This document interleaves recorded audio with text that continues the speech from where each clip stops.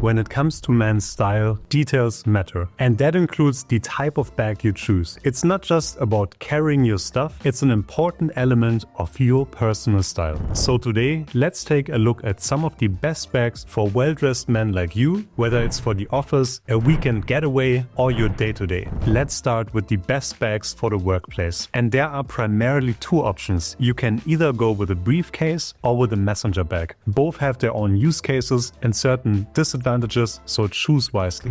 Let's start with the briefcase, your go-to for formal settings. This type of bag is ideal for important meetings and formal occasions. However, there are some variations that can make it more suitable for more relaxed work environments. Take this bag here by Bleu de Chauve. It's different from the classic briefcase or messenger bag, but it's still appropriate for work and looks fantastic in my opinion. When selecting a briefcase, aim for smooth leather for a polished appearance or grained leather for a slightly more relaxed vibe. And there are lots of different design options ranging from vintage-inspired bags to sleek, modern aesthetics. The choice ultimately comes down to your personal preference, but if you work in a very formal setting, I suggest to go with a modern, minimal bag like this. Avoid briefcases made from polyester or low-quality leather because they can appear cheap, and if you're showing up to an important meeting with a client, these small details can matter. This is one of those items where it makes sense to invest in quality because a well-made briefcase will last you a long time and serve you well throughout your career. If it's in your budget, look for bags made from vegetable tanned leather, which tends to be a sign of a high-quality bag. That's because only a fraction of all leather products are made using vegetable tanned leather. On top of that, vegetable tanned leather ages beautifully over time and is pretty durable. A well-crafted briefcase typically starts at around $400, but you can find some great options on the second-hand market at a much lower price. Look for one with structure and padded compartments to safeguard your electronics. You also want a bag with both top handles and an additional shoulder strap. There will be moments when it comes in really handy. For example, if you have to stand in the metro and you need one hand to hold the rail and one hand to text or take phone calls. Now, I personally love a nice briefcase, but there are some downsides. First of all, you only have limited space. Most briefcases allow you to store your laptop and other work essentials, but if you plan to bring some water or food, it's going to get too cramped. The other issue is that this bag, especially with smooth leather, primarily works with formal looks. With a casual outfit like this, for example, it would look a little bit out of place. So if you work in a more laid-back office environment or still attend university, you may want to consider the following bag instead, the messenger bag. A messenger bag is better suited for more casual work environments, and if you need to have a bit more space in your bag than what you typically get with a briefcase. Typically worn across the body, these bags allow for quick access without fumbling with zippers. Keep in mind that a messenger bag will almost always look more casual than a briefcase simply because of its shape and size. The best fabrics for messenger bags are either leather for a more polished look or canvas for a rugged, casual look. I suggest looking for a messenger bag that has both a top handle and a shoulder strap because there will be situations where you want to have both. This bag here by Bleu de Chauve is an interesting mix between a messenger bag and a tote bag. I brought it on a trip to Berlin recently where I knew it would be raining and I wanted to have a bag that can protect my camera, has enough space for a bottle of water and some snacks, but doesn't look too formal, and this bag was perfect for that. And this is not a sponsored video by the way, but Bleu de Chauve did send me this bag to try it out and use for this video. You can see that a bag made from canvas is best suited for casual or semi-casual outfits, but it would look a bit out of place with a suit, for example. The main downside of messenger bags are that they can become a bit heavy and uncomfortable to wear, especially if it only has a shoulder strap. Additionally, any bag that you wear over your shoulder for a long period can be bad for your back and your posture. And thirdly, most messenger bags are not ideal for suits and sport jackets because the majority of them only come with a shoulder strap, and the shoulder strap can damage the structure of your suit over time. There's actually a third option in the work category, and that's a clutch bag or portfolio. A clutch bag is used to carry only your essential items. They tend to be very slim and have just enough space to carry some documents, a small tablet, and other small office essentials. Think of it as a mini briefcase without a handle or shoulder strap. Clutch bags are best used for shorter trips, for example between office buildings or even just from your office to the conference room to hold a presentation.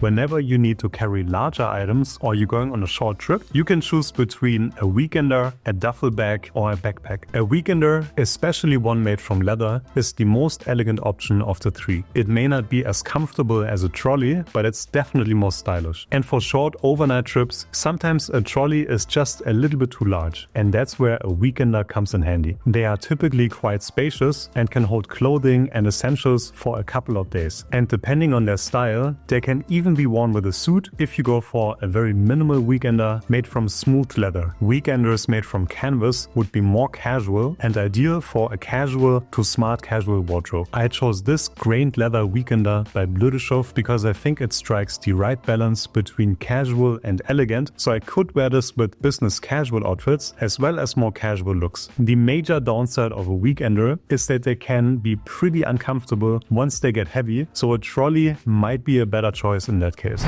Duffel bags tend to have less structure and are oftentimes made from either canvas or polyester. They are often cheaper than weekenders and ideal for situations where you need a bag that can take a beating. For example, if you go to the gym or to any outdoor sport practice, you probably don't want to have your sweaty clothes and shoes in a $700 leather weekender. The duffel bags by Herschel are pretty famous and on the affordable end.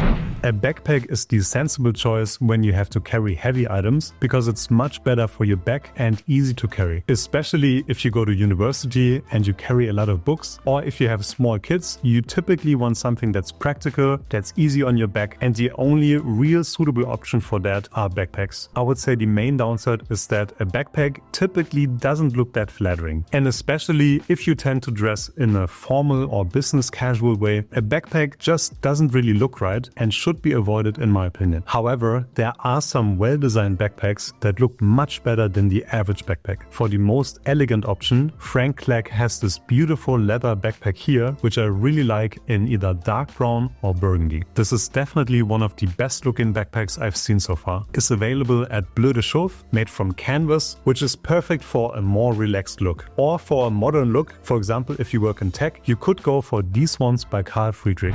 One of the most convenient bags for daily life are tote bags. Now you're probably thinking of the classic LL Bean tote bags, but there are lots of variations you can choose from. What I love about tote bags is that they are versatile, very spacious, and can really enhance your outfits. Tote bags made from cotton or canvas are typically considered more casual, while those made of leather tend to be more formal. Suede is less common as a material, but I think a tote bag in suede looks fantastic. And in general, I think tote bags could be considered casual, maybe sometimes semi-casual, but depending on the style, they can even be suitable in some office environments, such as this bag by Frank Clegg and Permanent Style. I recently purchased the second-hand canvas tote bag from Japan, which is in a subtle shade of green and works very well with casual outfits. It's perfect for a day in the city or at the beach because most of my other bags would be too formal for those occasions. In terms of handles, I prefer longer handles. I just find them visually more appealing, but it does depend on your height as well. If you're on the shorter side, you might want to opt for shorter handles or adjustable ones. I would also suggest to look for a tote bag that has internal pockets for organization because many tote bags are just one large compartment, which can get pretty messy.